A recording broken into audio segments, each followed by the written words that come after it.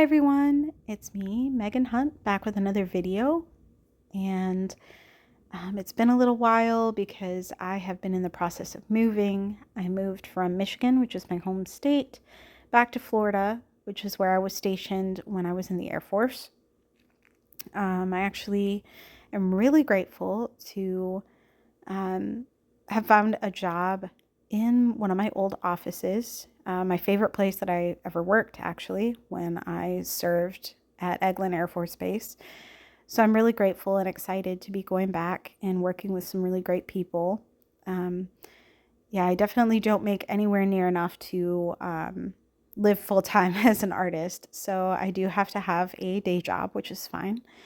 Um, but I'm really grateful to have a really great day job, with some really good people and doing a job that I actually really enjoy. So, good things coming. Um, Unfortunately, I did come down sick with a pretty nasty upper respiratory infection, and I'm on the mend. I've been prescribed antibiotics and slowly starting to feel human again. But still, I apologize if I cough or clear my throat or sound nasally and weird. I'm getting there, but I'm definitely not all the way back to normal. Um, I guess I'll introduce this artwork first, and then I'll get into kind of more the subject of this video. This art was just something that I did in a sketchbook. This is on like watercolor paper because the current sketchbook that I'm filling right now, I love it, but the paper is really not very watercolor friendly. And I really wanted to do something, that behaved the way I wanted it to, at least a little bit more. This isn't like super high quality watercolor paper, but it's definitely much better than, paper that's really only meant for dry media. So thankfully, this was a really pleasant painting experience. I had a lot of fun because I've missed having a sketchbook that is watercolor friendly. Anyway, I sketched this based on some images that I found on Pinterest. If you do recognize the artist, please do let me know what their name is. There was a signature in the corner of the inspiration photo I found, but it was a dead link, and the signature wasn't clear enough for me to be able to read who it was. I changed a lot about this, so really only the underlying structure of the building is like the same shape, but pretty much everything else is changed. Everything from the style that I do my line art in, to the details on the house and the way the windows are, and that sort of thing. It's all kind of changed, because I don't want to directly copy somebody else's work, but I had a lot of fun doing this. The original version that I took inspiration from was just pen and ink, and it was amazing and done very well, but I wanted to do this one in color. And so I kind of started out by using blue for the shadows and just kind of blocking out the shadow shapes and kind of determining like where the light sources were, and just kind of blocking in some basic color. And then as I kind of got that nailed down, then I would go in and do like more details. So this was a lot of fun. It was just really like literally purely just for fun. So I had a really good time painting it. And I thought it would be a good chance for me to kind of jump back into my art routine and producing videos again. So one subject that I really wanted to touch on in this video is something I've been thinking about a lot lately, where I've had this mindset that I've wanted to keep my art completely separate from my personal life and like the circumstances of my personal life. And I think to some extent that's still true. I don't want to use my art business or the different social media platforms that I use as a way to vent or air my dirty laundry or whatever, because it's just not I want my art to be perceived in a positive way and like, not in a like personal drama sort of way. But at the same time, something that I've been really thinking about a lot lately is that art is deeply personal. And one of the most important aspects of why art is so enjoyable and so relatable is that we find ways to kind of connect with the artist because of their art. It's not just that it looks cool or that it's aesthetically pleasing. It's usually more than that. It's their story. It's, what inspired this person to create this art? What is their process? How did they arrive at that process? What life circumstances caused them to experiment to the point of their style being this particular way, if that makes any sense. So I kind of want to strike a balance in kind of, allowing you to see me as a person and to see my art as an extension of me, and to kind of be able to see some of the insight into what inspired me to paint the way I do, or what inspired me to create various pieces, and what types of art speaks to me the most, and why, and all of that. So anyway, sorry for rambling, but so that kind of leads me into wanting to introduce myself a little more fully. My, yeah, I forgot my train of thought for a moment there. Sorry, blanked out. But yeah, I wanted to do sort of an introduction into like who I am. So I'm almost 40 years old. I just turned 39 this year. Bizarre. It's crazy because I don't feel like I'm almost 40, but I have two amazing kids.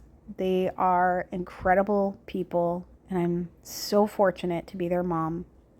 It's probably, not even probably, that's my favorite part of my life, is being their mom. Hands down, like, that's just, of all the titles that I have, from partner to, daughter, friend, mother, mother is my favorite. It's just, it's so incredible to me to have brought two little people into the world and to marvel at the fact that they're good people. That's a pretty significant part of my identity, is being a mom. Beyond that, obviously, I'm an artist. I'm a self-taught artist. I had one college class when I was getting my associate's degree. I had one college class in art, and I hated it. The instructor made us draw eggs and marshmallows for like 3 weeks, and I was like, I can't take this anymore. I can't take it. I get why it's important to do like as an exercise, but come on, 3 weeks, 3 weeks of this? I get no more marshmallows, no more eggs. So, yeah, I didn't take any further art classes in college. I am 100% self-taught. I do take tutorials like online and like on YouTube, and I did have like a Skillshare membership for a while, and I find like tutorials online to be really helpful and really inspiring. But for the most part, a lot of my art is just from trial and error, from experimenting and seeing, what I can do with the medium and how I can problem solve. And watercolor, I used to be like super intimidated by it, but now it's like one of my favorites because it's a little unpredictable. I really like that, certain pigments granulate and separate in a way that just creates these really interesting textures and patterns. And I love that watercolor isn't completely controllable. Like, you can't 100% guarantee that watercolor is going to do what you want it to. And so you kind of have to work around it and figure out Excuse me. I have like the hiccups. It's really annoying. Um, but yeah, I love the sort of unpredictably flowy behavior of watercolor. Um, Outside of art, I am a big reader. I love to read. I've read 25 books this year, which isn't a lot compared to some people, but for me, I have kind of limited free time, and so that's pretty good for me. Um, and I also am a book collector. I call myself a protector of weird old books. A protector of weird old books. Um, the books that I collect aren't always necessarily, you know, valuable in a sense that, like a book dealer is going to be interested in it, right? Like a lot of the books that I'm interested in are just literally because they're weird. Like, one of my favorites is a book called The Psychology of Insanity. And it was written in like the 20s. And it's about like, how they perceived mental health back then. And it is so bizarre. It's wild how far we've come in a relatively short amount of time, to arrive at a much better understanding of mental health. And yet we still have a long way to go. We still arguably have not gotten to a point where we are, quote unquote, done with studying mental health. So I love reading really old versions. Like I have another book that's kind of similar. It's called like The Psychology of Sex, but it's really about like gender, sex as in gender, not like as in sexuality. Like, you know what I mean, I think. But it talks a lot about like women's hysteria and how women's hysteria was treated. And like, it's bizarre. It's bizarre and fascinating, like in a way that's just kind of like watching a train wreck. Like it's just really interesting to see the perspectives and to see how, even though we've come a long way, those old ideals trickle into our understanding, and we still have a long way to go. And also, I just love old books that are like just fun. Like I have, let's see, the original book that inspired it all was called Dream Life, and it's so old that it doesn't actually have a copyright date in it, I don't believe, but someone had handwritten like 1887 in it. And it's really beautiful the way it's bound. It has like silver filigree, and sort of has like an Art Nouveau style. And I found that in an antique shop as a kid. And that is what started it all with collecting books. So as I'm unpacking, I am really realizing very quickly that I need to buy more bookshelves because I don't have nearly enough to house all the tons and tons and tons of books that I own. But I feel like that's a good problem to have, like too many books, not enough bookshelves. It's a good problem. Let's see, what else do I love to do? I do occasionally watch TV. I'm not a huge TV person, but I say TV, but I don't have cable. I do streaming, and I have like, Netflix and Hulu and Disney Plus, and I think that's it. Oh, Amazon. But my favorite recently is called Killing Eve, and I love it because the character development is great and the acting is great. I love it's about an assassin that ends up kind of with an unhealthy obsession with the investigator that's trying to track her down, and vice versa. The investigator becomes like almost obsessed with understanding this assassin, and the assassin is such a quirky character. She's called Villanelle, and she is kind of a sociopath, like you kind of have to be, wouldn't you, to be like an assassin, to just kill people for a living? That's terrible. But she's definitely a disconnected person. And, some of it's funny, right? It's framed in a way that is meant to be kind of humorous.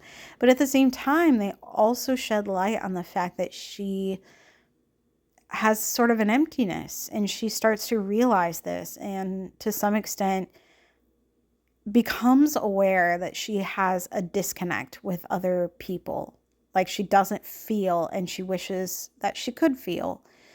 So it's really an interesting genre, because it's definitely got some of that like crime drama sort of aspect, but it's also got, some humor and comedy in there.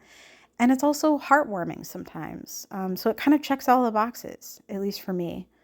So if you're into that sort of thing, I highly recommend it. It's not often really that I find a show that I'm willing to like binge watch, but that's definitely a binge worthy show in my opinion.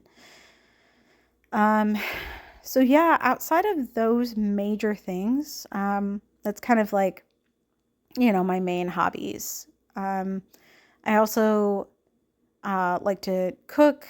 I like to, like I love home decor. My partner is an aspiring chef, and I am very spoiled. He makes just phenomenal food. And, yeah, I'm definitely more than willing to be a guinea pig for any culinary creations that he comes up with. And we both, kind of enjoy, like making food together as well. So he's definitely more of the cook than I am, but it's still something that we share, and then we like to, come up with things together. Like we made a soup the other day that was a combination of a couple of different recipes, and it turned out so well. And so I want to write it down. And we've talked about doing a cookbook together someday, where he would come up with the recipes and I would illustrate it. And I think that would be a super fun thing to work on in the future.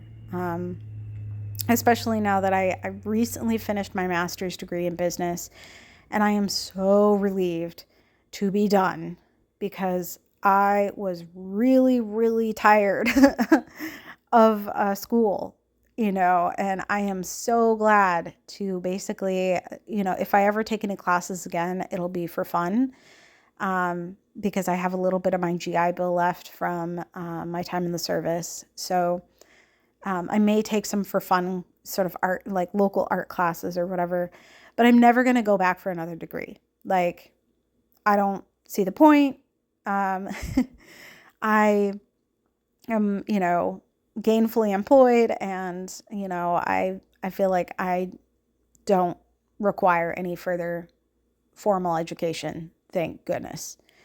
I mean, there's things that I love about going to college, but it just gets to a point where it's difficult to balance with everyday life, like working full time and running a business on the side and doing homework and trying to stay fit and trying to keep the house clean, and, on and on and on. Life is busy enough, but having school in that mix is just a little too much. So I'm really grateful to be done with that chapter, and to be able to have a little bit more free time for the other things in my life that I like to spend my time on. And yeah, that's kind of me in a nutshell. Part of the reason I moved back to Florida is because I am going through a horrific divorce and custody dispute. I was in a long-term marriage with a person who is still serving in the military.